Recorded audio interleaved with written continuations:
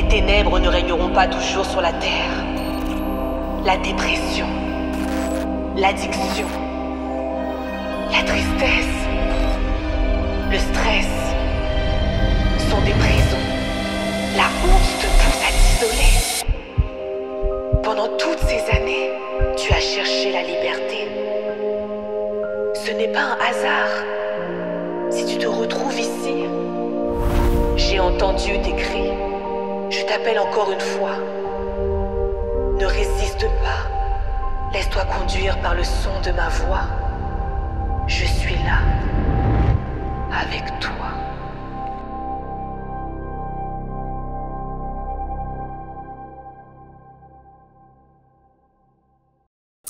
Bonjour Évidence Home, on se retrouve aujourd'hui pour un culte de célébration autour de la thématique du repos.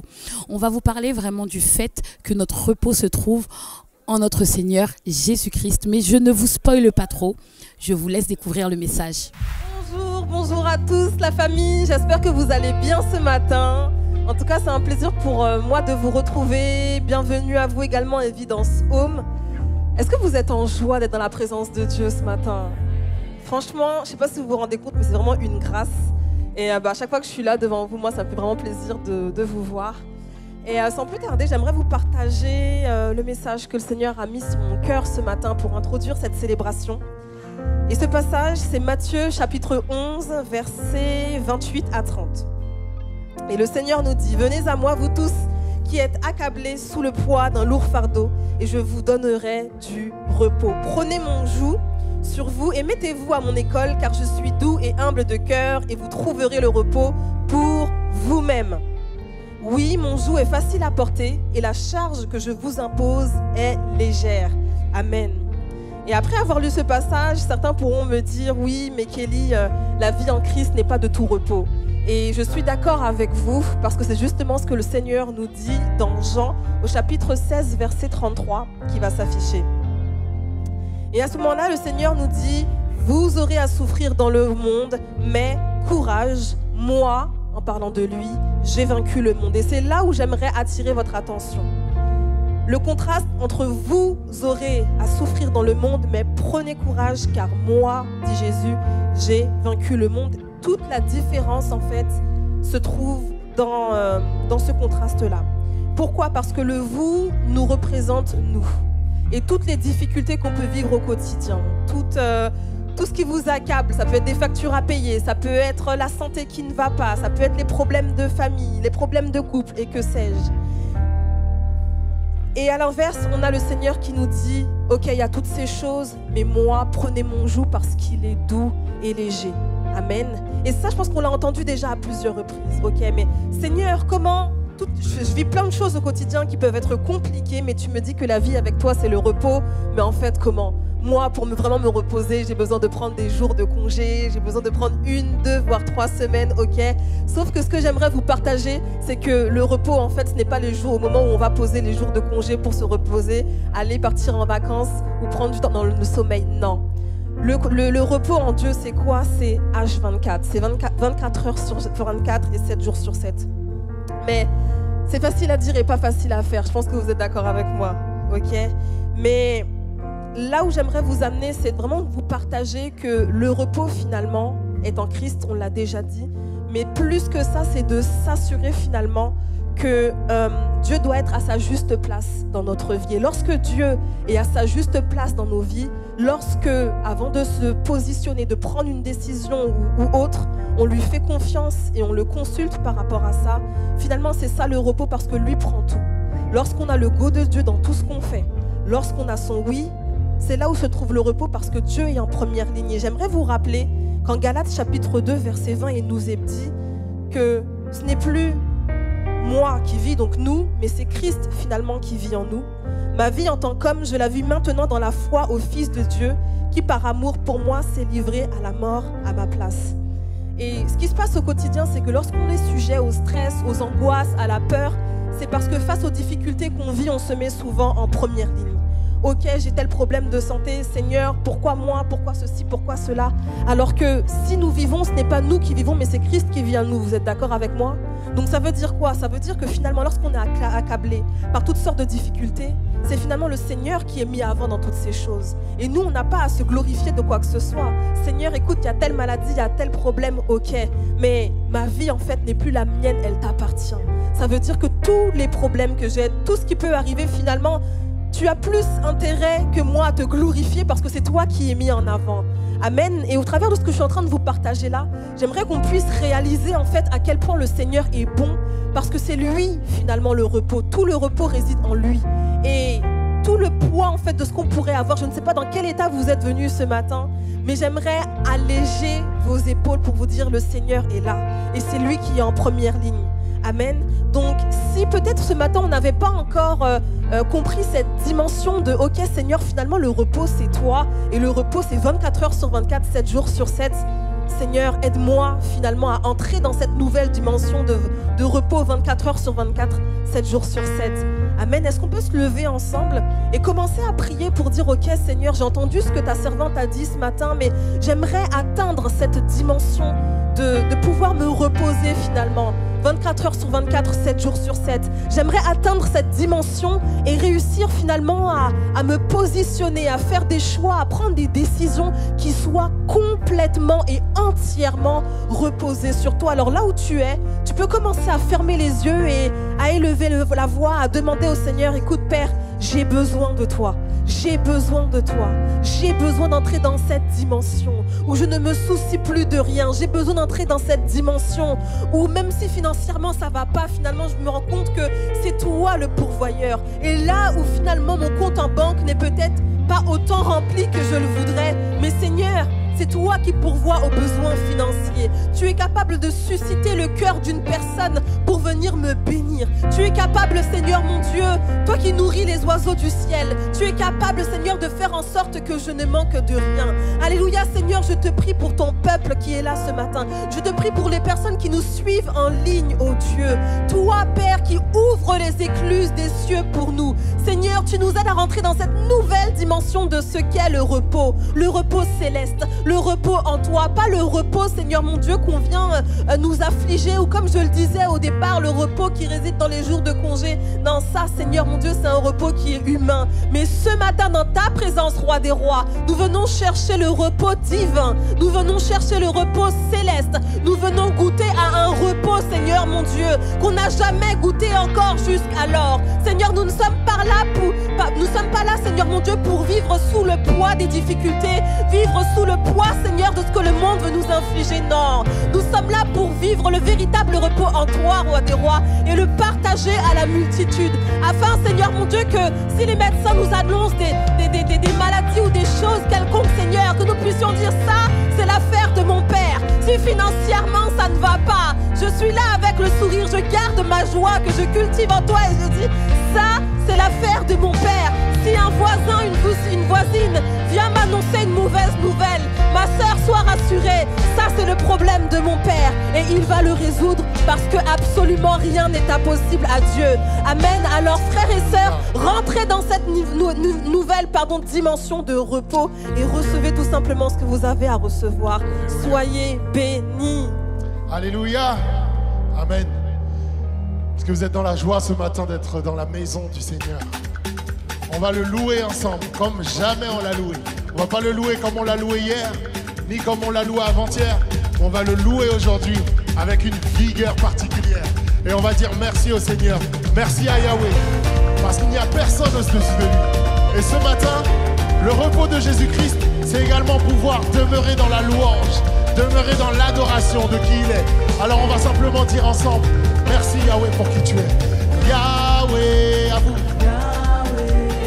Yahweh, Yahweh, oui, très saint est ton nom, je ne le prendrai pas en vain. On va redire ça. Oui, Yahweh, Yahweh, Yahweh, Yahweh, très saint est ton nom, je ne le prendrai pas. Alors on va dire non, je n'aurai aucun autre Dieu que toi. Et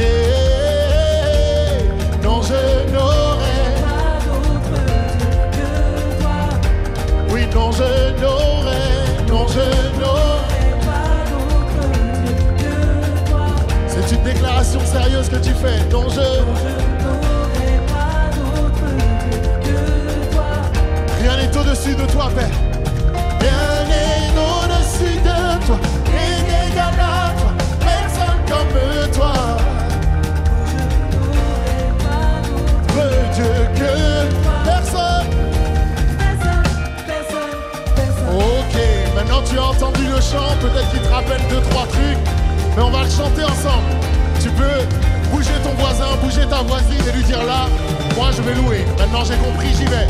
Alors on va simplement dire Yahweh, et Yahweh, très saint et ton nom, je ne le prendrai pas en vain. Encore une fois on va dire ensemble Yahweh, et Yahweh.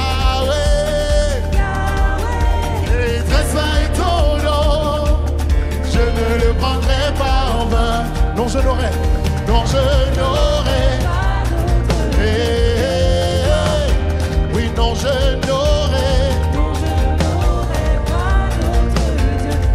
On va déclarer ça encore. Oui, non, je n'aurai pas. Et non, je n'aurai pas d'autre. On y va ensemble. On va dire rien n'est au-dessus de toi. Car rien n'est au-dessus de toi. Et égal à toi. Personne comme toi. Rien n'est au-dessus de toi. Et égal à toi. Non, personne. Déclare. Oui, rien n'est au-dessus. Et personne. Alléluia. Rien n'est au-dessus de toi. Et égal à toi. personne comme toi. Non,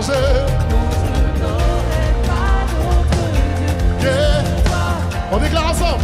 Personne, personne, personne. Alléluia. Est-ce qu'on peut célébrer le nom de Jésus dans ce lieu? Alléluia, avec des acclamations. Il n'y a personne qui égale Jésus. Et on va le déclarer ensemble. Ça va être très simple. Qui d'autre nous conduit à la liberté? Qui d'autre nous conduit à la liberté? Et vous dites Personne. Alléluia. Qui d'autre peut laver nos péchés? Personne. Qui marcha sur l'autre que Jésus? Personne. Qui d'autre est digne de nos louanges? Ok, on va le refaire ensemble. Qui d'autre peut nous conduire à la liberté? Alléluia. Qui d'autre peut laver nos péchés? Personne. Qui d'autre peut marcher sur l'eau? Personne. Et qui d'autre est digne de nos louanges? Il n'y a personne. Hey, hey, hey. Il n'y a personne. Oui, personne comme Jésus. Personne comme Jésus. Il n'y a personne. Ok, pause. Il y a. Alors moi je vois qu'on déclare des paroles de vie, des paroles de louange. Et tout le monde est un peu comme ça, il n'y a personne. Peut-être que je suis dans mon problème, peut-être que je suis dans ma pensée. Je me dis, il n'y a personne comme Jésus. Mais la dernière fois sur TikTok, j'ai vu un gars qui marchait sur l'eau. Bon, non les amis, Jésus est le seul, l'unique, le vrai sauveur. Alors dans ce lieu, j'aimerais que tu puisses rassembler tes forces, peut-être les forces qui te restent, mais pour donner louange au Seigneur tel qu'il le mérite. Est-ce qu'on peut faire ça ensemble? Alléluia. Alors on va le redire ensemble. Et il n'y a personne, oui il n'y a personne, il n'y a personne, et il n'y a personne, il n'y a personne, oui personne comme Jésus, personne comme Jésus, il n'y a personne, il n'y a personne. On va dire que c'est le sauveur de mon âme, le sauveur de mon âme, le sauveur de mon âme, oh oh oh, sauveur de mon âme. le sauveur de mon âme. Personne comme Jésus, personne comme Jésus. Il n'y a personne.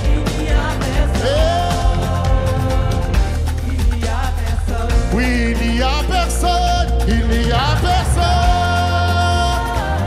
il n'y a personne. Oui, il n'y a personne.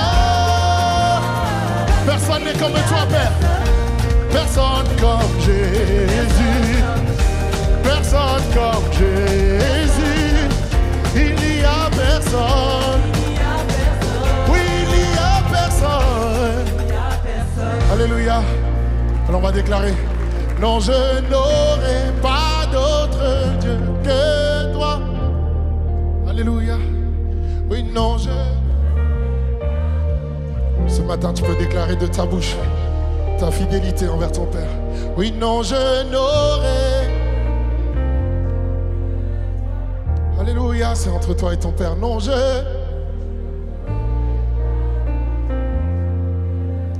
déclare qu'il est grand, rien n'est au-dessus. Rien n'est au-dessus, n'égalade. Dernière fois, rien n'est n'égalade. Personne comme eux, non,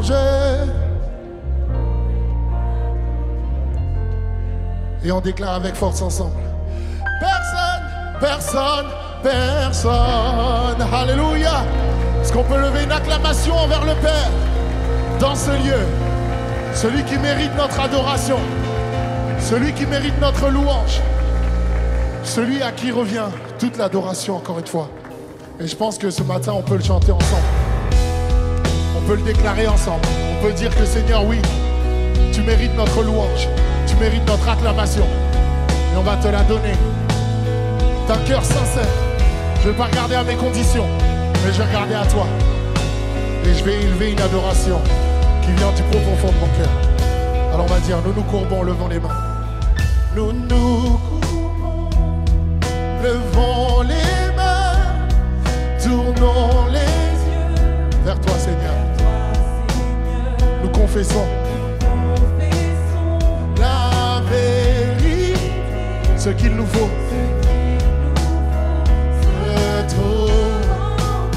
Alléluia.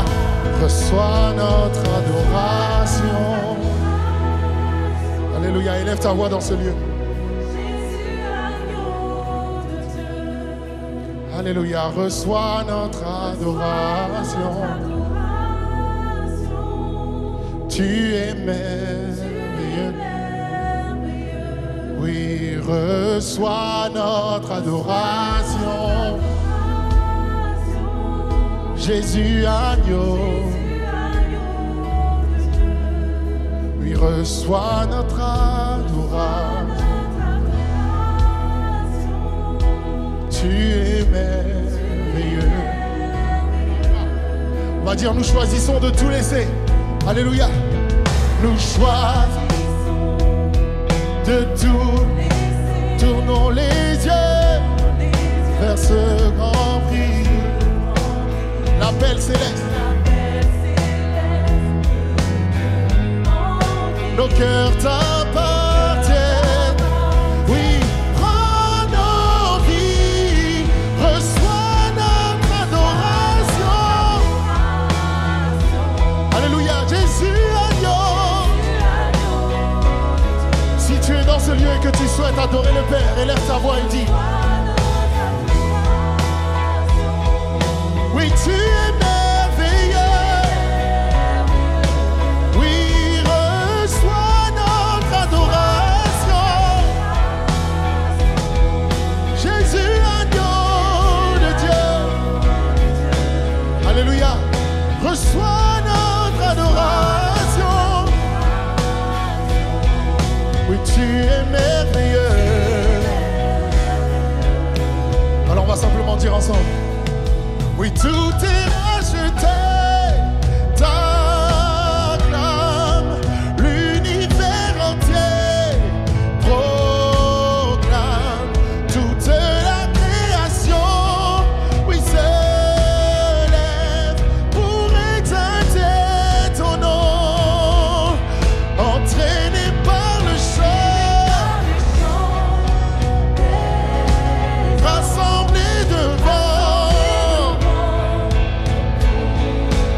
enfants dans les bras du Père.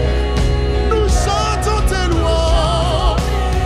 Oh, tout est racheté, t'acclame. Les petits et grands, louons Dieu. Élevons le nom au-dessus de tout nom.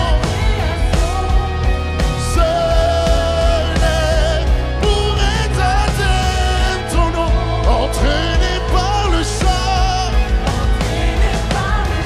et tes anges rassemblés devant. Tes enfants dans les bras du Père. Nous chantons tes louanges. Alors Père, simplement reçois.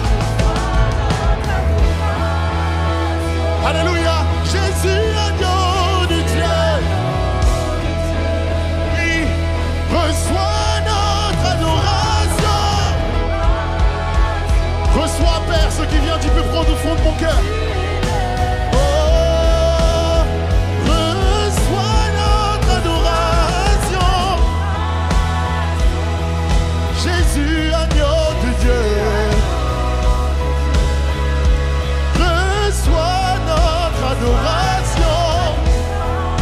Père, tu es merveilleux. Tu es merveilleux. Alléluia. Oui, tout est racheté. Je veux entendre une église qui acclame le Seigneur, qui élève une louange envers le Père. Si tu fais partie de la création et que Dieu t'a donné une voix et une bouche, alors tu peux élever son nom. Alléluia. Tu n'es pas seul avec cela, il y a les anges qui sont avec toi. Viens au pied du Maître, rassemblés devant son trône. Sont des enfants. Alléluia. Nous chantons tes louanges. On va redire. Entraînés par le chant, rassemblés devant, des enfants dans les bras du Père. Nous chantons tes louanges. Une dernière fois, entraînés par le chant, entraînés. Oui, rassemblés devant. Et des enfants dans les bras du Père. Puis nous chantons tes louanges. Alors Père, simplement reçois notre ado. Alléluia.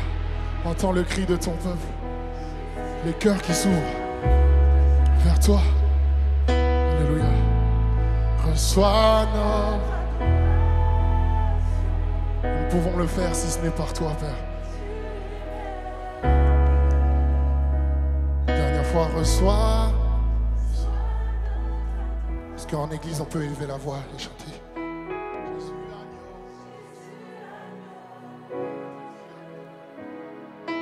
Reçois notre adoration. Oui, tu es maître. Alléluia.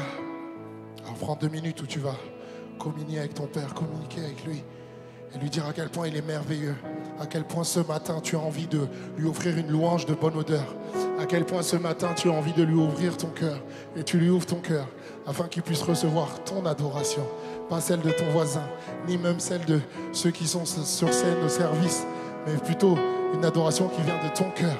Pas simplement en répétant des mots, mais en disant Seigneur, voilà, me voici devant toi. Ce matin, je viens t'adorer. C'est toi qui me donnes le souffle de vie. C'est toi qui me donnes le souffle de vie. Et tu me permets, Seigneur, d'être dans ce lieu. Alors je veux t'adorer et te louer. Merci parce que tu es digne, tu es grand. Et Seigneur, il n'y a point d'autre, oh Dieu, au-dessus de toi. Nous l'avons dit ce matin et nous le redisons encore. Merci pour ce que tu es dans nos vies.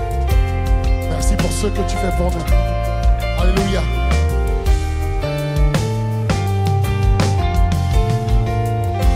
dire simplement ensemble, tu es vie et amour.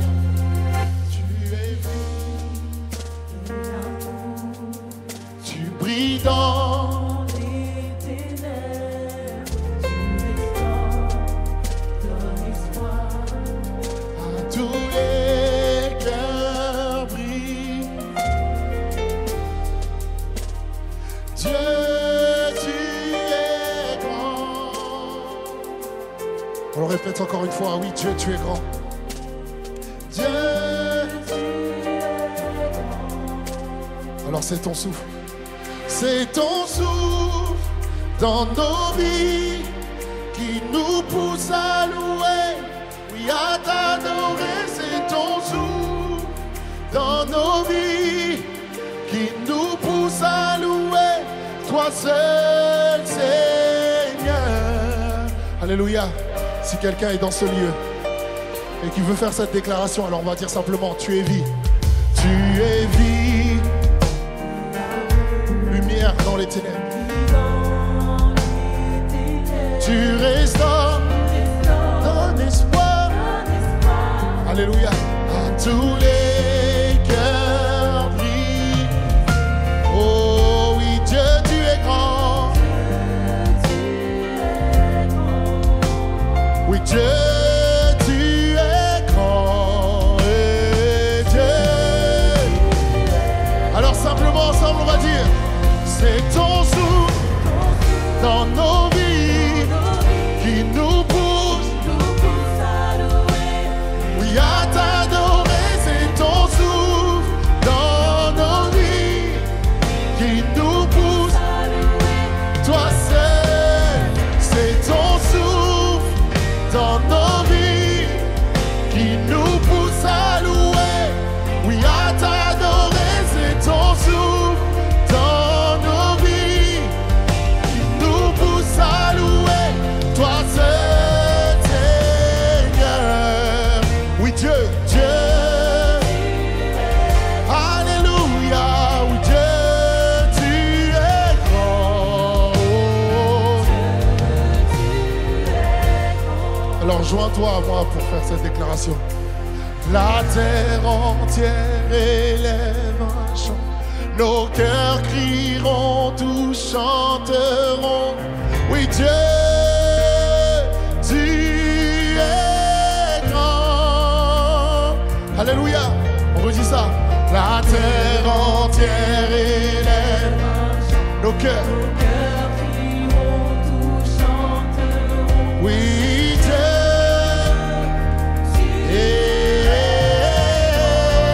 Si ça vient de ton cœur, tu vas dire la terre entière. La terre entière. Nos cœurs crieront, tous chanteront.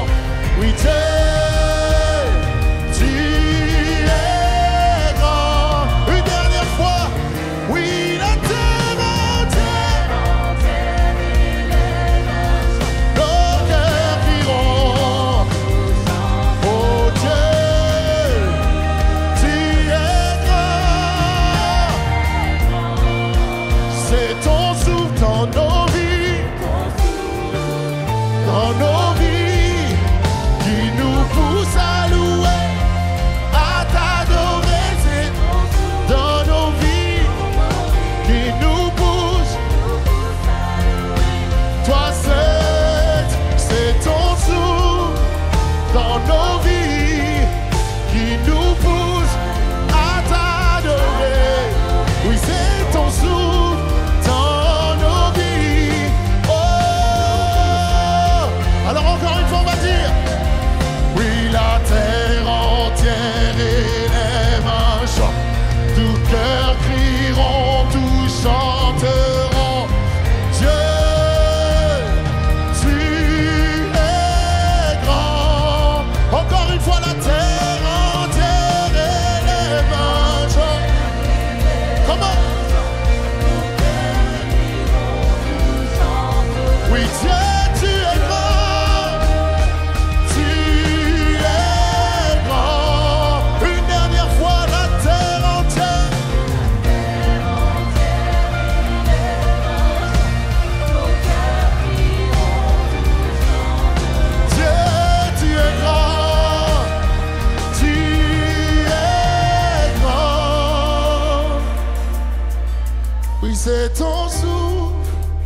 dans ma vie qui me pousse à louer, à t'adorer.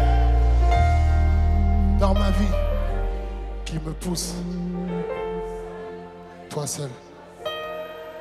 C'est ton souffle dans ma vie qui me pousse à louer, à t'adorer. C'est ton souffle dans ma vie qui me pousse à louer, toi seul. Alléluia. Oui, Dieu, tu es grand. Alléluia. Dieu, tu es grand. Est-ce qu'on peut réaliser cette déclaration? Dieu, tu es grand.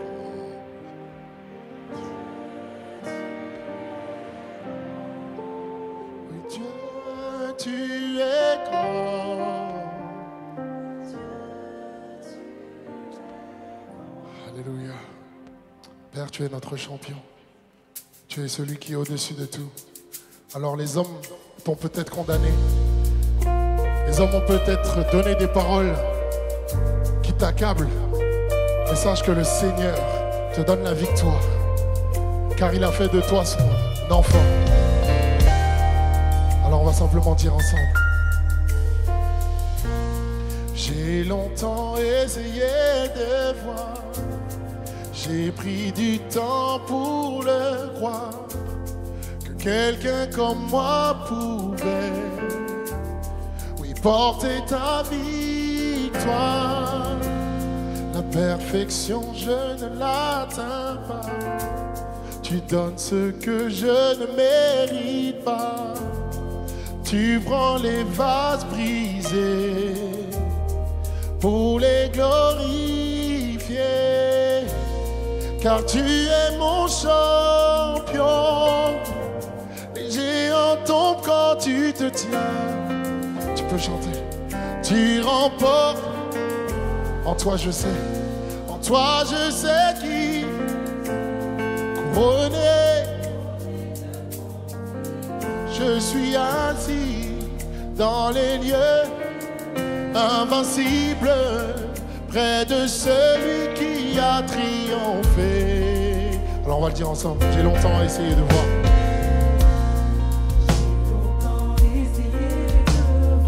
J'ai pris du temps pour le croire. Que quelqu'un comme moi pouvait. Aussi faible que je suis, tu fais de moi quelqu'un de fort. La perfection, je ne l'atteins pas. Tu donnes ce que je ne mérite pas. Tu prends les vases brisés pour les glorifier. Oui, tu es mon champion. Les géants tombent quand tu te tiens.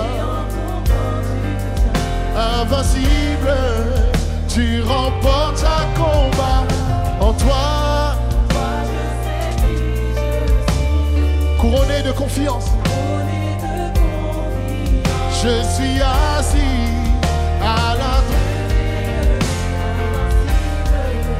droite de celui qui a triomphé. On va dire maintenant je peux enfin voir. Maintenant je peux enfin voir. Tu m'enseignes comment recevoir. Ce ne sont plus mes efforts. C'est ma victoire en toi.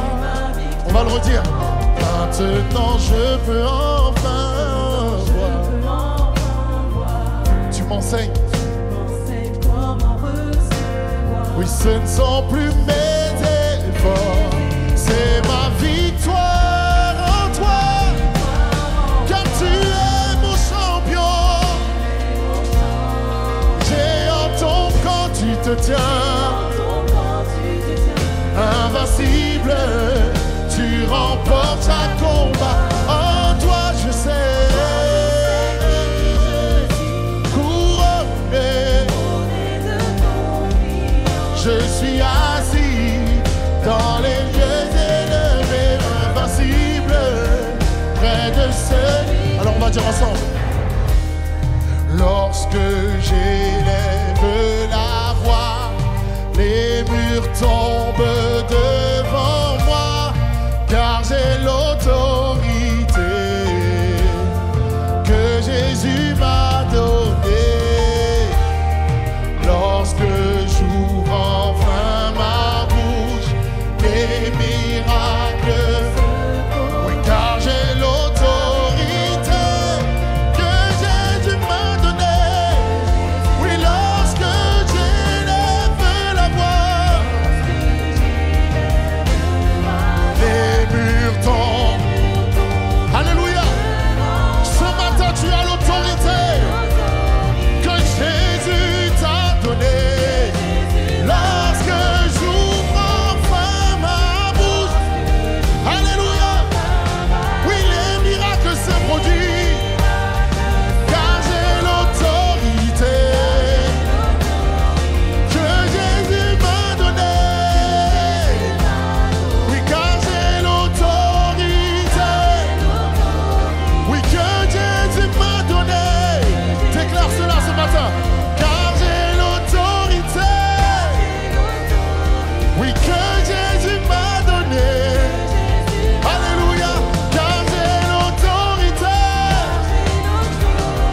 que Jésus m'a confiée. Alléluia, hey, car j'ai l'autorité, l'autorité que Jésus m'a donnée. Tu es mon champion, tu es mon champ, géant ton corps, tu te tiens. Invincible, tu remportes. En toi, je sais qui je suis. Couronné de confiance, je suis assis dans les lieux invincibles. Ce matin, il y a une personne qui a besoin de déclarer cela. Lorsque j'élève ma... Je connais pas ta situation. Je connais pas ce que tu traverses. Mais Jésus un jour a donné sa vie à la croix et a renversé l'enfer. Il a vaincu l'enfer. Et il l'a fait pour toi, pour moi, pour chacun d'entre nous aujourd'hui.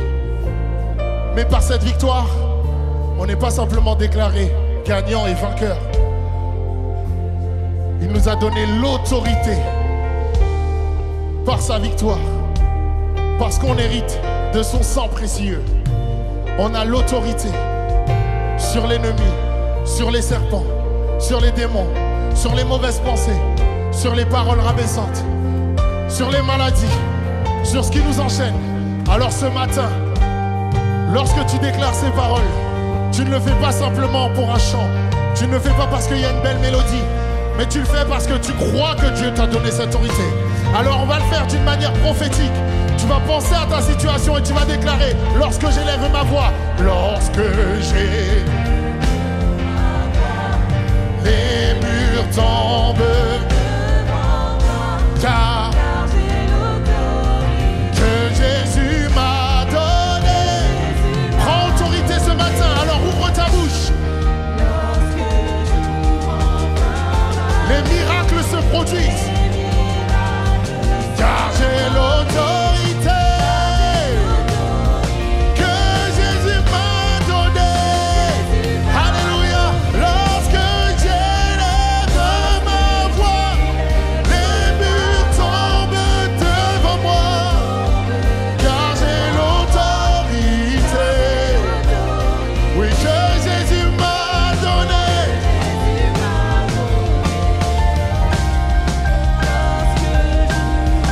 Alléluia. Les miracles. Alléluia. Que Jésus m'a. J'aimerais qu'on puisse le redéclarer encore une fois. J'aimerais donner ce petit témoignage. J'ai eu une grosse semaine, beaucoup de fatigue. Et ce matin, en me levant, j'étais malade. J'étais malade, j'en pouvais plus. Je me suis dit, j'en pouvais plus, pardon. Sœur. Et je me suis dit, mince, comment je vais faire? Et je roulais, j'avais ma femme avec moi ce matin. Et je disais, c'est vraiment moi qui vais faire le louange là. Parce que, en fait, je veux pas. Je roulais, je parlais même pas, j'étais vraiment KO. Et dans la voiture, j'ai dit, Seigneur, je ne le fais pas pour moi, je le fais pour toi. Mais je déclare que cette chose-là qui vient m'embêter ce matin, je la rejette au nom de Jésus. Et depuis que je suis arrivé dans ce lieu, je vous le dis les amis, je sens rien, j'ai même pas la fatigue que j'avais, j'ai même pas la... J'ai juste demandé au Seigneur, laisse-moi faire mon service, s'il te plaît Seigneur. Prends soin de moi, laisse-moi faire le service que tu veux que je fasse. Et alors que j'ai fait cette prière en conduisant, donc j'ai pas forcément fermé les yeux, j'étais pas dans une atmosphère, etc. Mais j'ai simplement déclaré de ma bouche que ça, ce qui m'arrive là ce matin, je l'accepte pas. Et j'y vais avec la force du Seigneur. Alors lorsqu'on dit, lorsque j'élève ma voix, les murs tombent devant moi. Parfois, bien sûr, moi, c'était, bon, peut-être pas grand-chose, j'espère du moins. Mais n'importe quelle situation qui est devant toi, le Seigneur te donne aujourd'hui cette autorité. De pouvoir dire non. Un miracle doit se produire aujourd'hui. Non. La muraille doit tomber aujourd'hui. Non. Les chaînes doivent tomber aujourd'hui. Alors remets ça entre les mains du Seigneur. Et on va le déclarer une dernière fois. Mais encore une fois, d'une manière prophétique. Peut-être que tu croyais à moitié tout à l'heure. Mais là, engage ta foi. Se reposer sur Jésus, c'est avoir la foi en lui. Se reposer sur Jésus, c'est pouvoir dire oui Seigneur, je sais que tu m'as donné cette autorité, je vais le déclarer et j'ai la foi que tu vas agir. Alors on va le dire une dernière fois, mais cette fois-ci, ne pense pas à ce qui pourrait empêcher à ce que l'action de Dieu se fasse. Pense à la puissance de Dieu et pense à ce qu'il est capable de faire dans ta vie, dans sa situation. Alors lorsque maintenant tu vas ouvrir ta bouche, tu ne vas pas le faire simplement avec tes forces, mais tu vas demander au Saint-Esprit de venir t'armer et de te donner cette puissance qui fait reculer l'enfer, qui ramène la lumière dans les ténèbres, cette puissance qui donne la vie là où il y avait la mort, cette puissance qui rétablit la vérité lorsqu'il y avait le mensonge, cette puissance qui rétablit la santé lorsqu'il y avait la maladie. Alors tu vas élever ta voix et tu vas le dire, non pas pour moi, non pas pour qu'on t'entende, mais pour ta situation. Et tu vas dire, lorsque j'élève ma voix, les murs tombent devant moi. Alors on va le déclarer ensemble. Lorsque j'élève ma voix, lorsque j'ai...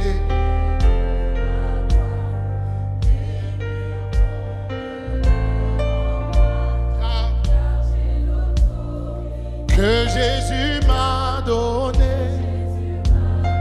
lorsque j'ouvre enfin des miracles, car j'ai l'autorité que Jésus m'a donnée. Oui, lorsque j'élève la voix, les murs tombent devant moi, car j'ai l'autorité. Alléluia, que Jésus m'a donné. Oh, lorsque j'ouvre enfin ma bouche, alléluia, oui, les miracles se produisent. Alors si tu as la foi ce matin, car j'ai l'autorité que Jésus m'a donnée. Oui, j'ai l'autorité. Alléluia, que Jésus m'a donnée. Alléluia, car j'ai l'autorité. Oui, que Jésus m'a donnée. Qu'importe ce que tu traverses aujourd'hui, je te donne cette autorité pour marcher sur l'ennemi. Alors prends ta victoire ce matin. Prends ta victoire ce matin et déclare que tu seras plus que vainqueur, car tu as l'autorité de Jésus-Christ que Jésus m'a donnée. Oui, car j'ai l'autorité que Jésus m'a donnée. Oui, car j'ai l'autorité. Oui, que Jésus m'a donnée. Tu es mon champion.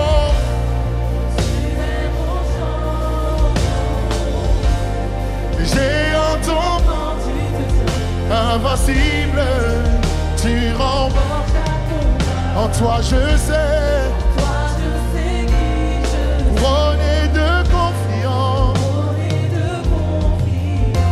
suis assis dans les lieux invincibles, près de celui qui... Je suis assis Dans les lieux élevés, invincible. près de ceux Dernière fois. Tu es assis, dans les lieux élevés, tu es invincible. près de ceux Alléluia. Oui, tu es assis, dans les lieux élevés, invincible, près de celui. près de celui qui a triomphé. Alléluia. Est-ce qu'une personne peut élever le nom de Jésus dans ce lieu? Peut acclamer la puissance de Jésus-Christ pour sa vie et dans sa vie, car ce matin, il t'a donné cette autorité. Alors déclare de ta bouche que Jésus est le plus grand. Alléluia. Amen. Que ton nom soit béni. Alléluia. Élevé. Yahweh. Merci. Alléluia. Alléluia. Alléluia. Oh, c'est bien faible, cet Alléluia. Dieu au milieu de nous. Et je me réjouis de voir cette jeunesse qui est là, parmi nous. Et je bénis le Seigneur pour ce qu'il va encore nous dire cet après-midi. Ce matin, pardon. Oui. Je vais prier. Seigneur, ta parole est esprit et vie. Et elle ne retourne pas à toi sans avoir accompli ce pourquoi tu l'envoies. Merci, Seigneur, que je sois ton instrument entre tes mains. Parle à nos cœurs, Seigneur. Et merci encore pour les bonnes conséquences, mon Dieu, de ce que nous allons retirer de cette matinée. Amen. Alors, en ce 4e dimanche de juin, nous allons poursuivre notre thématique sur le repos selon les Écritures. Et pour celles et ceux qui étaient présents les 2 premiers dimanches, ce thème avait été apporté d'abord par Roger l'Ancien et ensuite par le frère Josué. Je poursuivrai donc à mon tour en vous parlant en un premier point de la perfection qui existe entre la création et la croix. Comment trouver le repos de Dieu de la création à la croix? Frères et sœurs, il est parlé du repos de Dieu, de la toute première fois dans le livre de la Genèse, chapitre 2, versets 2 et 3. Nous lisons: Dieu acheva au 7e jour son œuvre qu'il avait faite, et il se reposa au 7e jour de toute son œuvre qu'il avait faite. Dieu bénit le 7e jour, et il le sanctifia, parce qu'en ce jour, il se reposa de son œuvre qu'il avait créée en la faisant. Amen. Il ne s'agit là pas d'un repos que Dieu s'octroie ou s'accorde parce qu'il est fatigué physiquement, après avoir travaillé d'arrache-pied à la création du monde, mais il s'agit plutôt de la contemplation qui suit l'achèvement de son œuvre parfaite à laquelle rien n'est à reprendre ni à ajouter. Amen. Puis après cela, Dieu créa l'homme et la femme à son image. Et il va les placer tous deux dans un jardin de délices. Mais malheureusement, de par leur désobéissance volontaire, c'est-à-dire en mangeant le fruit de l'arbre de la connaissance du bien et du mal, le premier couple humain va alors perdre sa communion avec son Créateur et être chassé de sa présence. Mais pour qu'il puisse de nouveau retrouver cette communion, Dieu avait prévu pour cela un plan de salut pour toute l'humanité, par la mort de son Fils. C'est pourquoi la croix est l'œuvre parfaite de Dieu par laquelle l'homme pécheur peut recevoir par la foi en Jésus-Christ le pardon des péchés, selon Jean 3,16. Car Dieu a tant aimé le monde qu'il a donné son Fils unique afin que quiconque croit en lui ne périsse point, mais qu'il ait la vie éternelle. Ainsi, Jésus, avant de rendre l'Esprit, va sur la croix prononcer ces dernières paroles. Tout est accompli. Répète. Tout est accompli. Et voyez-vous, par ces mots, Jésus, le Fils de Dieu, a achevé l'œuvre parfaite qu'il était venu accomplir sur cette terre. N'est-ce pas ce qu'il dit dans sa prière sacerdotale, dans Jean chapitre 17, verset 4, en priant son Père en ces termes: Père, je t'ai glorifié sur la terre, j'ai achevé l'œuvre que tu m'as donnée à faire. J'ai achevé l'œuvre. j'ai achevé l'œuvre que tu m'as donné à faire. Et parce que Christ, par son sacrifice, a accompli l'œuvre parfaite de la rédemption de l'homme, de même, quiconque croit en cette œuvre expiatoire, eh bien, peut alors entrer et vivre dans le repos de Dieu tous les jours de sa vie. Alléluia. Ainsi, si la création est l'œuvre parfaite de Dieu pour l'homme, en parallèle, la crucifixion est l'œuvre parfaite de Dieu pour son salut. Alors, si beaucoup, peut-être parmi nous, ont reçu le repos de Dieu, sont entrés dans le repos de Dieu, est-ce que nous le vivons pleinement? Et c'est mon deuxième point, vivre le repos de Dieu. Qu'est-ce?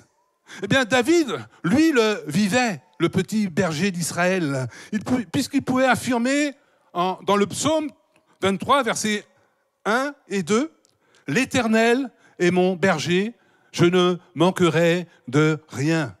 Il me fait reposer dans de verts pâturages. Il restaure mon âme. Il me dirige près des eaux paisibles. Oui, le bonheur et la grâce m'accompagneront tous les jours de ma vie et j'habiterai dans la maison de l'Éternel jusqu'à la fin de mes jours. » Voilà des paroles qui sont affirmatives. La foi de David parle non seulement au futur, mais aussi au présent. Je ne manquerai de rien. Il me fait reposer. Il me dirige. C'est l'affirmation de sa foi, cette confiance qu'il a en Dieu, comme l'avait aussi l'apôtre Paul, qui, au cours d'une énorme tempête en mer, il devait se rendre à Rome pour être jugé.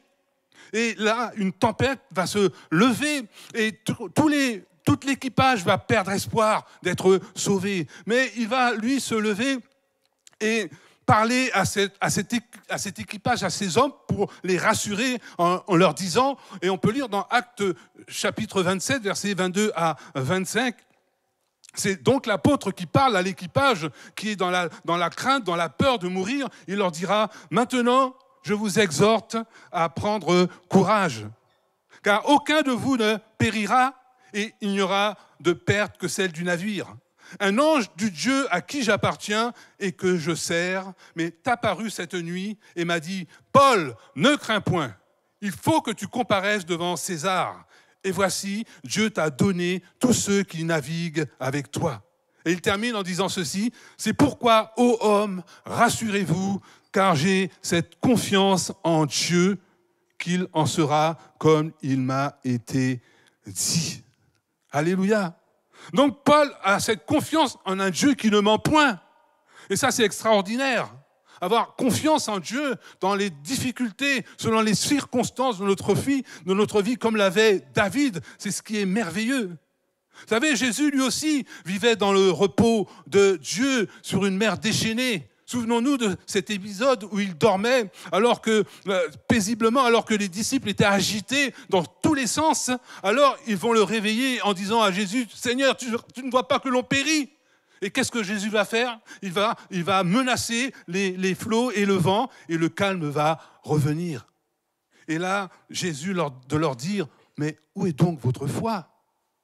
Où est donc ta foi ce matin ? Où est donc ta foi ?» C'était comme un reproche de la part de leur maître. Et Dieu peut nous faire des reproches à nous également lorsque nous mettons notre confiance en la chair et non dans le Dieu vivant, en Jésus-Christ. Alors rappelons-nous ce que dit Dieu dans le livre d'Ésaïe, dans certaines circonstances pénibles de nos vies que nous pouvons traverser en Ésaïe chapitre 30, verset 15. C'est dans le calme et la confiance que sera votre force. Et la Bible en français courant dit ceci, « Votre seule force, c'est de garder votre calme et de me faire confiance. » Amen. Confiance et foi sont donc primordiales pour vivre le repos de Dieu chaque jour, amis. J'avais abordé un troisième point qui a pour titre « Peut-on perdre son repos en Dieu ?» C'est possible, et cela pour diverses raisons. J'ai souligné en premier lieu le péché.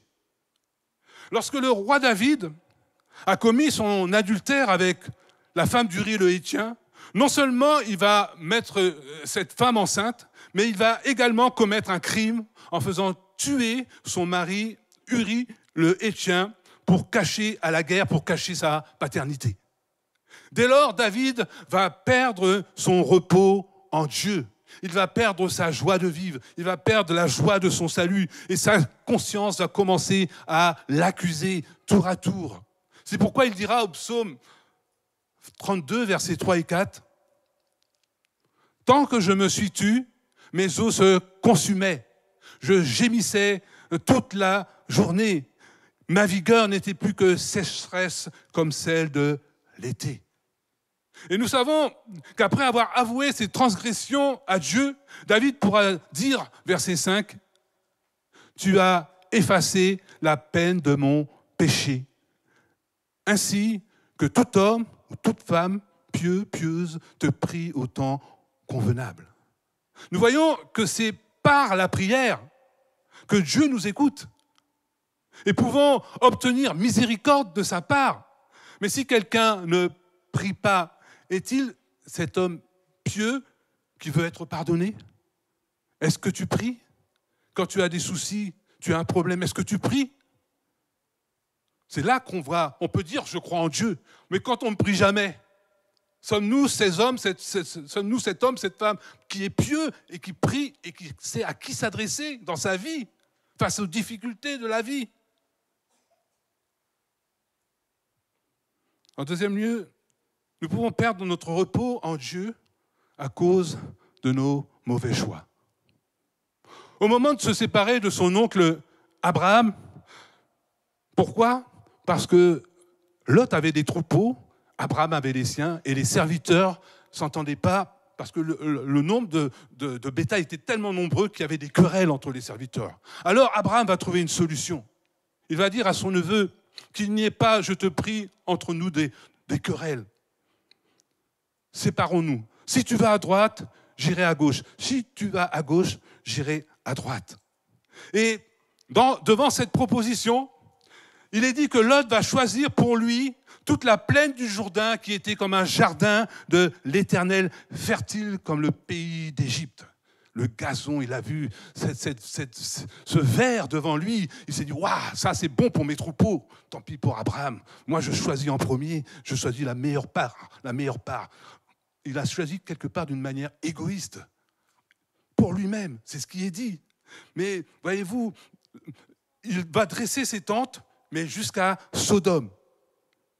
Ville peuplée, il est dit, d'hommes méchants et ayant des relations contre nature. Et le temps que Lot réalise dans quel guêpier il s'est été mis en venant habiter ces lieux pervertis, il était trop tard. L'apôtre Pierre, dans son épître, en parlant de Lot, eh bien, dira en 2 Pierre, chapitre 2, versets 7 et 8, concernant Lot, il dit « Et s'il a délivré le juste Lot », donc il est dit « juste ». Donc Lot était un homme juste devant Dieu. Le juste, c'est celui qui a été justifié par le sang de l'agneau. C'est celui qui a de hautes valeurs morales et spirituelles. Et c'est ce qu'était Lot. Il continue en disant « S'il a délivré Lot de... » On peut remettre... Voilà. « Car ce juste qui... » Et s'il a délivré, le juste Lot, profondément attristé de la conduite de ces hommes sans frein dans leur dissolution. La suite. Car ce juste qui habitait au milieu d'eux tourmentait journellement son âme juste à cause de ce qu'il voyait et entendait de leur œuvre criminelle. Il est dit qu'il tourmentait journellement, c'est-à-dire jour après jour, il était dans le tourment. Il voyait ces choses devant ses yeux. On voit tellement de choses horribles parfois à la télévision. Et là, il voyait ces choses. Mais voyez-vous, le problème de Lot, c'est qu'il n'avait plus aucune autorité.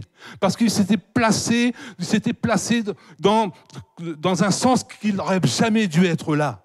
Et il n'avait aucune force.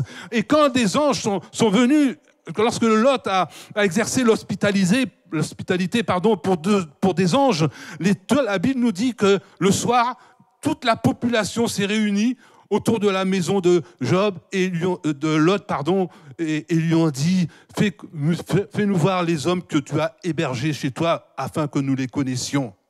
C'est pour que nous puissions les sodomiser, excusez-moi l'expression, mais c'est exactement ça ce que cela veut dire. La Bible ne prend pas de souplesse, il a dit les choses d'une manière crue, et c'est ainsi. Fais-nous voir ces hommes afin que nous puissions en profiter d'eux. Et nous savons que Lot a fait en sorte de les protéger. Et il s'est interposé. Mais eux leur ont dit, tu es venu pour faire le juge, comme tu es venu comme un étranger, et tu veux faire le juge. Ouais, retire-toi de là, on te fera encore pire qu'à eux. Nous savons que ces hommes ont été frappés d'aveuglement. Mais combien on se rend compte que Lot n'avait aucun pouvoir. Mais même lorsqu'il a averti ses gendres que Dieu allait détruire la ville, il nous a dit qu'ils ont cru que Lot plaisantait. Est-ce que notre parole a du poids? Est-ce qu'elle a cette autorité qui fait que lorsqu'on parle, on nous écoute ou on ne nous écoute pas? Et parfois, c'est selon la situation dont nous nous trouvons. On peut nous dire, tu veux faire ceci, mais qu'est-ce que tu fais là? Tu es dans le compromis et tu veux faire ta loi? Tu veux nous faire la morale? Et c'est ainsi que souvent l'enfant de Dieu peut se retrouver dans des compromis et il n'a aucune force devant l'étranger, devant l'étrangère, parce qu'elle sait que la personne domine sur elle. Et il n'a rien à dire. La preuve, il tourmentait son âme journellement, continuellement, et pourtant Lot était injuste. Malheureusement. Oui, frères et sœurs, Lot avait perdu son repos en Dieu. Pourquoi? Parce qu'il n'était pas crédible. Il n'était plus crédible en s'engageant dans une voie qui n'était pas celle que Dieu aurait voulu pour sa vie. Alors souvenons-nous pour notre instruction que nous pouvons, par ambition ou pour des intérêts personnels et égoïstes, choisir telle ou telle voie, mais dont l'issue finale est la mort, dont l'issue finale est le désarroi, dont l'issue finale est l'échec, pour ensuite nous sentir coupables d'avoir mal fait, de n'avoir pas su réfléchir suffisamment, ou en nous lançant dans tel ou tel projet sans avoir écouté ce que les autres avaient à nous dire, ou sans avoir, encore pire, écouté Dieu. Écoutez Dieu. Mais laisse le Seigneur te montrer, par exemple, ce qu'il a choisi pour toi, surtout concernant le mariage. Concernant le mariage, attention dans nos engagements, en demandant au Seigneur son conseil dans quelque chose d'aussi important pour ta vie. Est-ce que tu désires te marier? Moi, j'ai désiré me marier. J'ai voulu me marier. J'étais, comme on dit dans ce monde, un cavaleur, si on peut dire ça comme ça. J'aimais le monde. Mais lorsque je suis venu à Jésus-Christ, il y a 41 ans de cela, et bien j'ai dit, Seigneur, donne-moi une épouse, parce que je ne veux plus vivre cette vie. Je veux vivre une vie qui te glorifie. Je veux vivre une vie qui est sainte. Et le Seigneur m'a donné l'épouse qu'il m'avait destinée de toute éternité.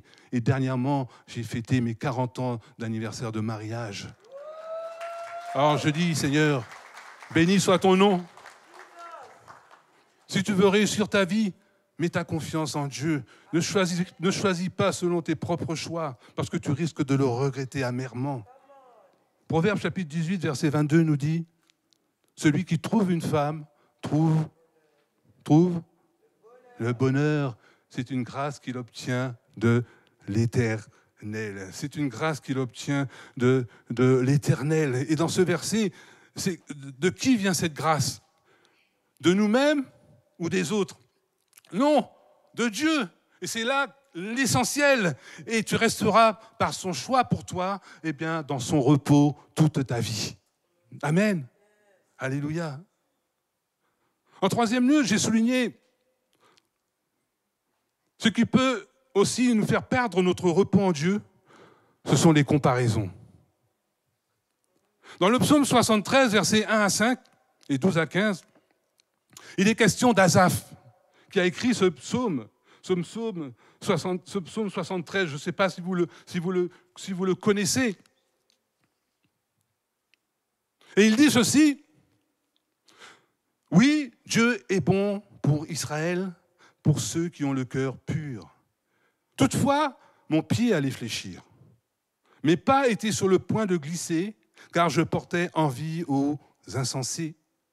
En voyant le bonheur des méchants, rien ne les tourmente jusqu'à leur mort, et leur corps est chargé d'embonpoint. Ils n'ont aucune part aux souffrances humaines. Ils ne sont point frappés comme le reste des hommes. Versets 12 à 15. Ainsi sont les méchants, toujours heureux. Ils accroissent leur richesse. C'est donc en vain que j'ai purifié mon cœur et que j'ai lavé mes mains dans l'innocence. Chaque jour, je suis frappé, un peu comme Lot. Tous les matins, mon châtiment est là. Si je disais, je veux parler comme eux, voici, je trahirais la race de tes enfants. Voyez-vous, le problème d'Asaph, eh bien, c'est qu'il avait perdu son repos en Dieu en comparant la réussite des méchants avec sa vie intègre et sainte en Dieu, et il a failli les imiter. Verset 15. Alors, frères et sœurs, comparer notre vie à celle des autres peut nous rendre amers et tristes. C'est le fait, eh bien, d'envier l'autre ou de porter envie à l'autre, à ce que l'autre possède et que l'on n'a pas ou que l'autre ne mérite pas, selon nous. Selon nous, exemple, elle a un meilleur salaire que moi. Pourquoi ? J'aimerais avoir sa taille, sa beauté, son intelligence, car quand je me regarde moi, c'est moche.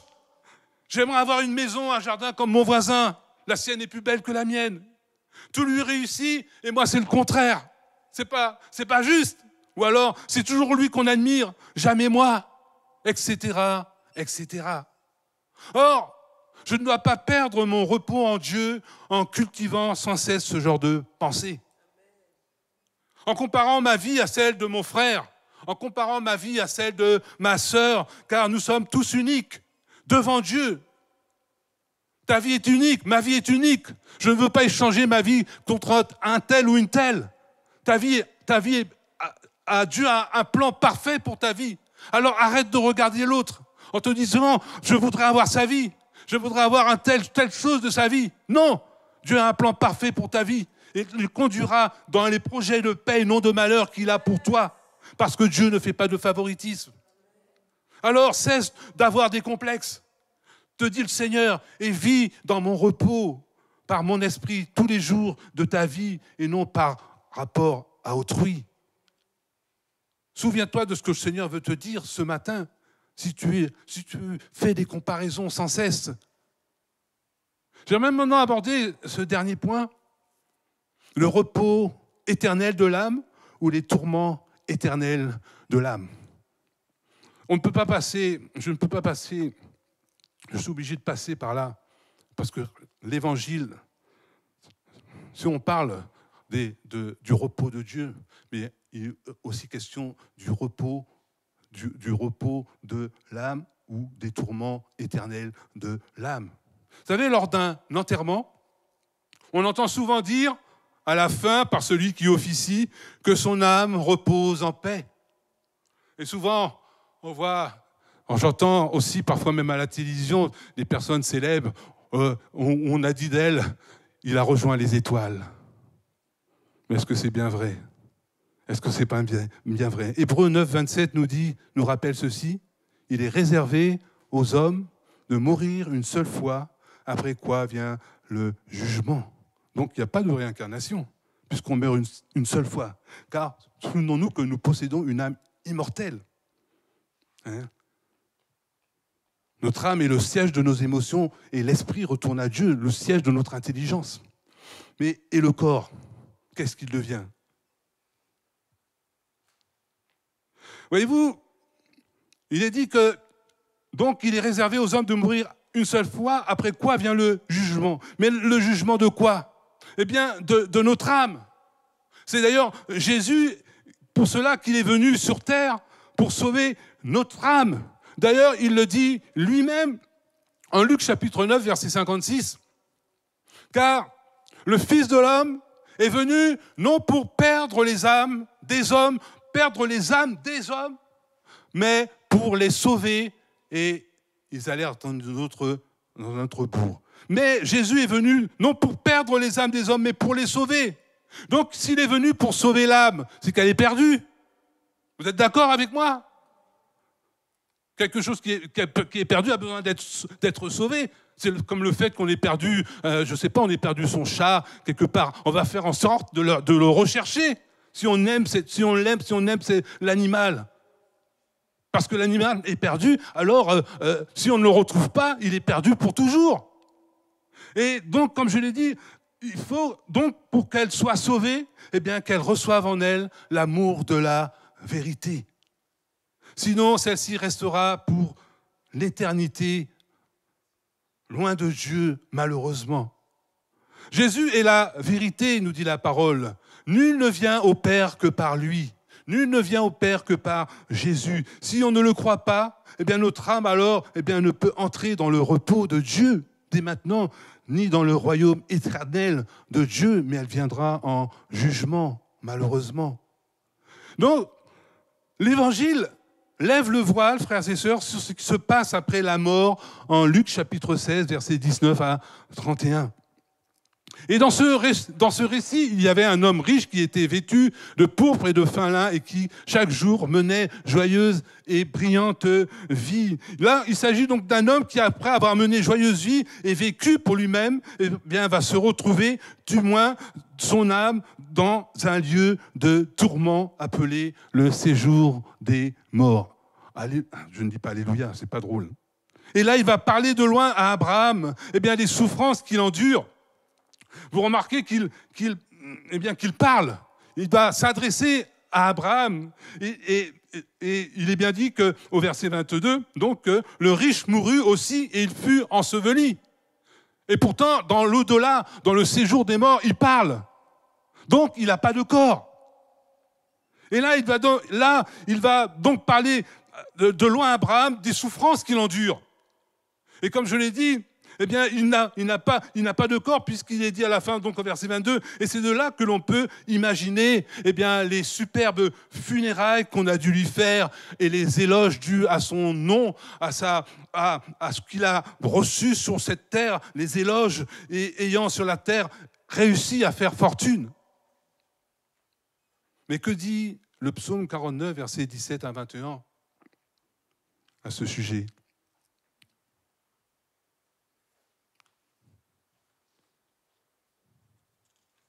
Il est dit, ne sois pas dans la crainte parce qu'un homme s'enrichit, parce que les trésors de sa maison se multiplient, car il n'emporte rien en mourant.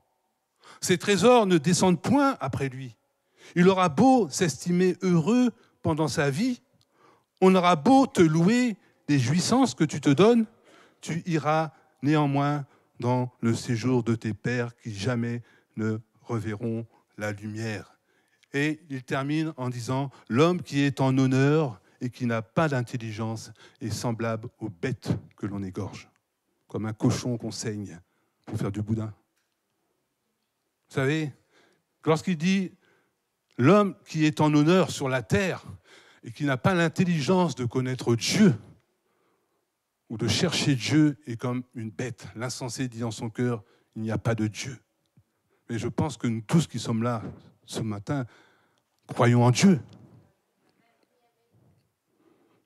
Mais est-ce que nous les connaissons? Mais est-ce que nous croyons ce que Dieu dit dans sa parole? Parce qu'il est une chose de croire en Dieu, mais connaître Dieu est une chose différente. Et pour le connaître, il faut rentrer dans son repos, Et c'est là qui fait justement toute la différence. Je range un peu mes feuilles. Ainsi, cette âme, frères et sœurs, qui avait connu gloire et richesse sur la terre, mais n'avait pas eu l'intelligence de connaître Dieu, de chercher Dieu, eh bien, se trouvait maintenant dans un lieu où le feu ne s'éteint point.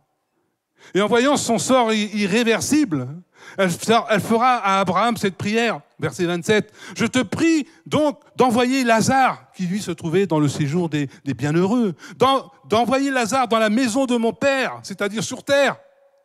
Car j'ai 5 frères. Nous voyons là que sa mémoire est intacte, puis il a le souvenir de ses frères. Donc, parce que j'ai 5 frères, et il continue pour qu'il leur atteste ou les avertisse du sort qui les attend et qu'ils ne viennent pas dans ce lieu de souffrance ou dans ce lieu de tourment. Oui, à quoi sert-il à un homme de gagner le monde entier s'il venait à perdre son âme, dit Jésus. Alors, mes amis, si la mort est une réalité et ce qui s'ensuit, eh bien, ne restons pas indifférents à l'appel. Ne restons pas indifférents à l'appel de Dieu aujourd'hui. Hébreux chapitre 2, verset 3 nous dit « Comment échapperons-nous en négligeant un si grand salut, en refusant d'entrer dans le repos de Dieu ?» Le Seigneur parle à quelqu'un ce matin. Comment négliges-tu un si grand salut? Ça fait des semaines, des mois, peut-être même des années que tu viens à l'église, que tu lis ta Bible, mais que tu n'as peut-être jamais donné ton cœur au Seigneur. Comment peux-tu faire pour négliger ce salut? Comment peux-tu le négliger? Nous avons parfois tant d'excuses à présenter devant notre Créateur pour ne pas vouloir y entrer. Je suis trop jeune pour penser à ces choses. Ou alors, je suis trop heureux, je viens de me marier, je viens d'acheter ma maison, je n'ai pas le temps. Ou alors, je suis trop occupé, j'ai trop de soucis. Alors, ces choses-là, ce n'est pas pour moi. Ou alors, je suis trop vieux. Puis, trop tard, pour changer de vie et se convertir. L'âme est entrée dans l'éternité, mais sans Christ, hélas. C'est ça qui est terrible. Hébreux, chapitre 4, verset 1er, nous dit en conclusion, « Craignons donc, tandis que la promesse d'entrer dans son repos subsiste encore, qu'aucun de nous ne paraisse être venu trop tard. » Quand la porte de la grâce est fermée, c'est trop tard. Car nul parmi nous ne sait quand la mort viendra frapper à sa porte. Je ne sais pas quand je mourrai. Mais une chose est sûre, étant rentré dans le repos de Dieu, je sais où je vais après ma mort. Alléluia. C'est ça qui est l'essentiel. Sais-tu où tu vas après ton départ de cette terre? As-tu cette assurance d'abord d'être rentré dans le repos de Dieu pour ensuite rentrer dans son royaume céleste? Parce que, comme dit l'Écriture, le royaume de Dieu, c'est la paix et la joie par le Saint-Esprit. C'est ce qu'on appelle la nouvelle naissance. Es-tu né de nouveau? Es-tu né de l'Esprit? Ce qui est chair, ce qui est de la chair est chair, mais ce qui est né de l'Esprit est esprit. C'est pourquoi tu dois naître de nouveau et entrer ainsi dans le repos de ton Dieu. Mais est-ce que tu le veux ce matin? Est-ce que tu le désires? Afin que tu ne trouves pas dans ce lieu de tourment comme cet homme riche. Et comme je l'ai dit, je pose encore cette question. Maintenant, dans quel lieu se trouvera ton âme ce jour-là? Dans le royaume de Dieu ou dans le séjour des morts? Nous allons baisser la tête, tous, et nous allons prier.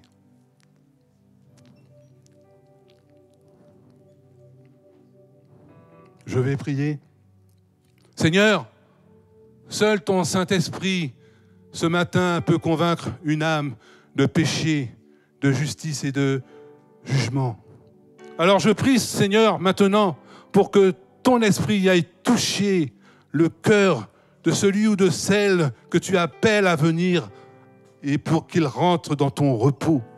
Seigneur, tu l'appelles depuis si longtemps, mais si elle résiste, appelle encore. Merci Saint-Esprit, car aujourd'hui, tu appelles. Si quelqu'un entend ma voix, et qu'il ouvre la porte de son cœur, je rentrerai et je souperai avec lui et lui avec moi. C'est ce que te dit Jésus ce matin. Veux-tu lui ouvrir la porte de ton cœur? C'est Jésus qui dit, je ne mettrai pas dehors celui ou celle qui vient à moi. Et à celui qui est fatigué et chargé de cette vie, tu dis que tu lui donneras du repos. Le Seigneur veut te donner son repos ce matin, mais est-ce que tu veux rentrer dans son repos, qui n'est que joie, que paix, qu'amour surtout? Dieu t'a tant aimé qu'il a donné ses mains pour toi, qu'il a percé, ses mains ont été percées pour toi, sa tête a été couronnée d'épines pour toi, il a été flagellé pour toi. Tout ça par amour pour toi, pour que tu puisses un jour rentrer dans son repos. Et quiconque, dit Jésus, me confessera devant les hommes, je le confesserai aussi devant mon Père qui est dans les cieux. Alors, si quelqu'un dans cette salle veut rentrer dans le repos de Dieu en acceptant Jésus-Christ dans son cœur comme son Sauveur et Seigneur, eh bien c'est aujourd'hui pour lui le jour favorable. Je vais simplement te demander de te lever à ta place. Si tu veux rentrer dans ce repos, si Dieu t'appelle, n'hésite pas. Mets-toi debout à ta place pour que tu puisses rentrer dans le repos de Dieu. N'aie pas peur, ne regarde pas à côté de toi. Ne te dis pas, j'aurais trop de honte. Mais si tu sens dans ton cœur que le Seigneur t'appelle à venir à lui, eh bien, n'hésite pas. Mets-toi debout et viens devant et je vais prier pour toi. J'attends. Jésus t'attend. Jésus t'attend. Viens à lui. Viens au Seigneur. Viens, il veut que tu rentres dans son repos. Une âme est venue. Y en a-t-il d'autres qui auront le courage de s'approcher et de dire, Seigneur, je viens à toi ce matin. Je veux rentrer dans ton repos. Je veux que tu pardonnes mes péchés. J'ai vécu une vie sans toi. J'ai vécu dans la dissolution. J'ai vécu dans l'immoralité. J'ai vécu dans la cupidité. J'ai fait du mal. J'ai trahi. J'ai fait de la prison. Mais je risque d'en faire encore. Mais ce matin, je désire rentrer dans ton repos. Y aura-t-il qu'une seule âme qui veuille rentrer dans le repos de Dieu ce matin? Alors, n'hésite pas encore. Et le Seigneur veut ce matin que ta vie change. Et elle changera. Si quelqu'un est en Christ, c'est une nouvelle création. Les choses anciennes sont passées. Toutes choses sont devenues nouvelles. J'attends encore un peu que l'Esprit de Dieu fasse son œuvre dans ta vie. Sinon, je vais m'approcher de cette âme qui veut rentrer dans le repos de Dieu afin que je prie pour elle.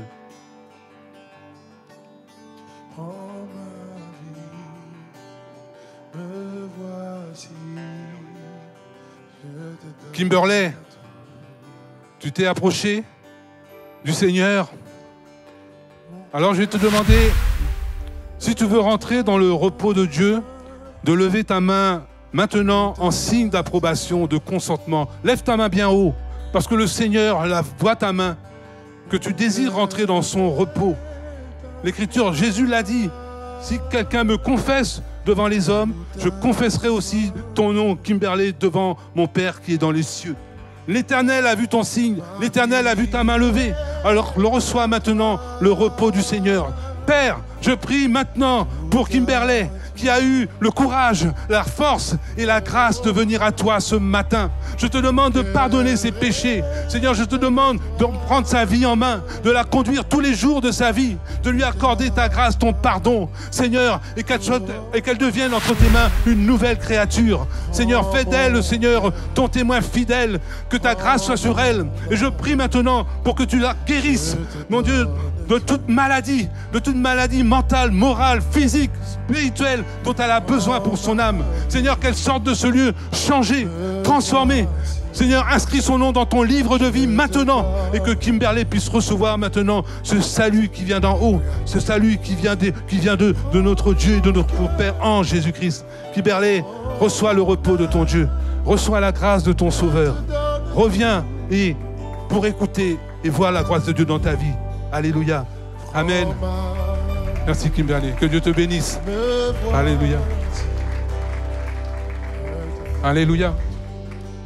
Je voudrais maintenant prier pour tous ceux ou celles qui ont une maladie chronique, qui peut-être pendant des semaines, des mois, des années souffrent de ce mal. Vous avez vu des médecins et rien ne se passe. Vous prenez des amphétamines, rien ne se passe. La femme à la perte de sang était malade depuis 12 ans. Et elle est venue par derrière, elle a dit, si je touche le vêtement du Seigneur, je serai guérie. Et elle est venue par la foi. Alors ce matin, fais un acte de foi. Viens devant pour recevoir la guérison, le toucher du Seigneur, en touchant le bord de son vêtement. Si quelqu'un parmi nous souffre dans son corps, souffre dans son âme, eh bien qu'il vienne et nous prierons pour cette personne. Ou alors, si dans ton corps, si dans ton âme, eh bien, tu as perdu ce repos dans le Seigneur à cause d'une circonstance, à cause d'une épreuve, à cause d'un deuil, à cause d'un malentendu, à cause d'une séparation, à cause d'une dispute, ou parce que avec tes parents, ça ne va plus, ça ne va pas. Alors que la parole de Dieu te dit, honore ton père et ta mère. Si dans ton âme, tu ressens ce malaise, ce mal-être, et que le repos de Dieu est parti, viens devant pour que nous puissions prier pour toi. Alléluia. J'attends encore. Si quelqu'un veut recevoir la guérison, veut recevoir la santé, n'hésitez pas. Amen. Alléluia. Que Dieu vous bénisse. Que Dieu vous bénisse. Que Dieu vous touche. Je vais demander à Maxou s'il est là. Josué, Dan, de venir pour venir prier pour la guérison divine. Car nous savons que l'évangile, c'est aussi la guérison divine pour les corps malades. Jésus a dit, vous imposerez les mains aux malades et les malades seront guéris. Alors, nous allons commencer à prier, peut-être désigner le mal dont vous souffrez, et le Seigneur va agir en conséquence. Croyez dans votre cœur que le Seigneur va vous toucher. Crois dans ton cœur que Jésus, ce matin, va faire une œuvre dans ta vie, une œuvre de guérison, car c'est par ces meurtrissures que tu vas être guéri. Jésus a eu les mains percées pour toi, son sang a coulé pour toi, afin que par ces meurtrissures, tu sois guéri. Alléluia. Nous allons prier.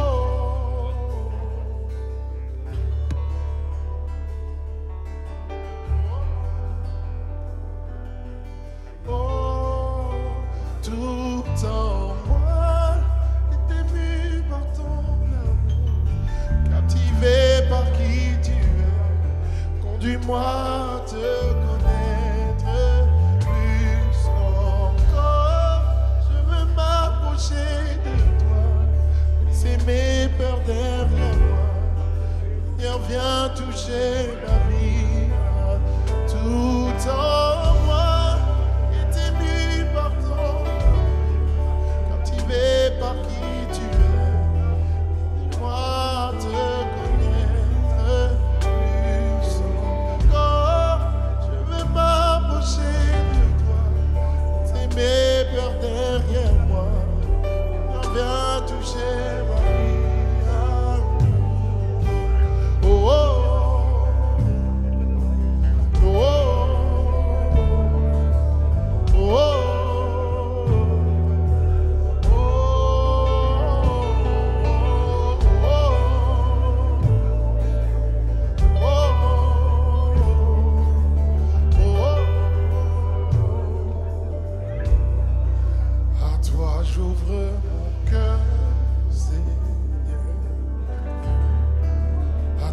J'ouvre mon cœur à jamais. Donc fais ce que toi seul sais faire. Là où tu es, prie ou chante, mais ne reste pas comme un spectateur. Engage-toi de ce temps de prière. À toi j'ouvre mon cœur, Seigneur. À toi j'ouvre mon cœur à jamais. Fais ce que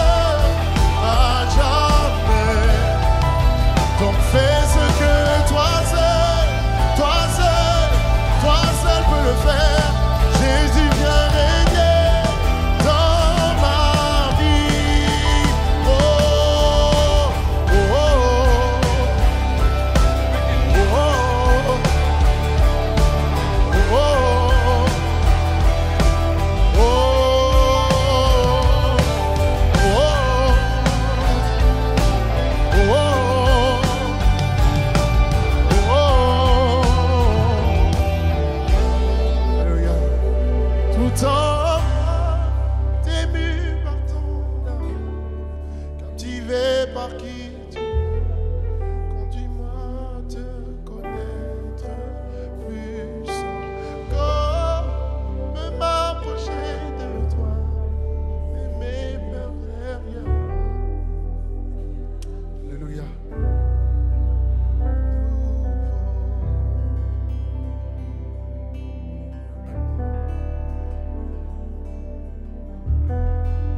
Alléluia. On prend une dernière fois ce refrain. Tout en moi, t'es mis par ton amour, captivé par qui tu es. Conduis-moi à te connaître. Encore, je veux m'approcher de toi, laisser mes peurs derrière moi. Seigneur, viens toucher ma vie à nous. Oh, oh, oh, oh, oh, oh, oh. Trouve le repos, la paix dans la main du Seigneur. C'est auprès de lui que tu trouves le vrai repos. Ce repos qui te libère de ces pensées rabaissantes, ces pensées qui te ramènent à ton ancien, toi, à ton ancienne identité. C'est que c'est simplement l'Esprit de Dieu et la présence de Dieu dans ta vie qui peut changer cela. En lui est le vrai repos, en lui est la vraie joie, la vraie paix. Alléluia. Alors ouvre ton cœur ce matin. Ouvre ton cœur à ce repos.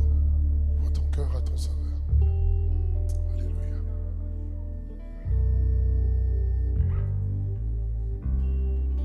C'est lui le potier. Nous sommes l'argile. C'est lui qui guide tout.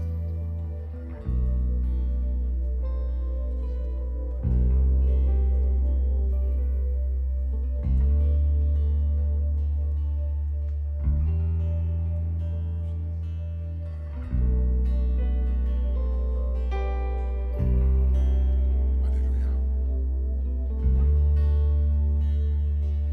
Merci Seigneur. Amen. Merci Évidence Home pour aujourd'hui. À dimanche prochain. Coucou René, ça va? Ok, moi ça va. Alors je voulais te demander qu'est-ce que tu as pensé du culte de ce matin? Non, vraiment un culte qui m'a fait beaucoup de bien, qui parle toujours dans cette série donc de repos. Et moi ce que j'ai retenu le plus, c'était au début quand Fred il a parlé de la contemplation que Dieu il avait vue dans le repos. En fait se reposer c'est aussi voilà, regarder ce qu'on a fait et contempler en fait ce que Dieu nous a permis de faire aussi d'accomplir. Et du coup c'est je pense ce que je vais garder pour cette semaine vraiment être dans la rétrospective et analyser vraiment tout ce que Dieu a fait qui me permet aujourd'hui de me reposer en fait sur lui et de lui faire confiance pour le reste. Amen. Amen. Eh ben, je vais te laisser rentrer à la maison. À dimanche prochain. Coucou Jean-Antoine, ça va? Ça va. Alors, je voulais te demander qu'est-ce que tu as retenu de ce culte de ce matin? Est-ce qu'il y a quelque chose qui t'a vraiment marqué? Waouh, tu m'as pris au dépourvu, mais le culte, en fait, simplement faire confiance à Dieu, ça peut paraître un peu bête, mais simplement faire confiance à Dieu et on voit que tous les problèmes sont pris en charge. Et souvent, on a tendance à vouloir faire par nous-mêmes. Alors qu'en réalité, comme on le disait dans le chant, en fait, c'est vraiment du repos quand on se lâche dans le Seigneur. Ça fait un peu cliché de dire ça. On se sent vraiment mieux et on peut trouver vraiment la guérison dessus. Et voilà ce que je retiens, le moment fort, c'est que parfois on veut être fort alors qu'on est faible, mais c'est Dieu qui est fort. Amen. On se voit dimanche prochain. Coucou Charlotte, ça va? Ça va et toi? Oui, alors je voulais te demander qu'est-ce que tu as retenu, qu'est-ce qui t'a marqué ce matin lors de notre célébration? Que le repos en général ne se trouve que en Jésus et que si on laisse Jésus agir, on sera dans le repos. C'est le repos de notre âme aussi, c'est très important. Il nous est donné de mourir qu'une seule fois et le salut se trouve en Jésus et c'est là qu'on trouvera le repos. Amen, vous avez retenu. Alors on se retrouve la semaine prochaine Charlotte, je te donne rendez-vous. Comme tous les dimanches. Amen.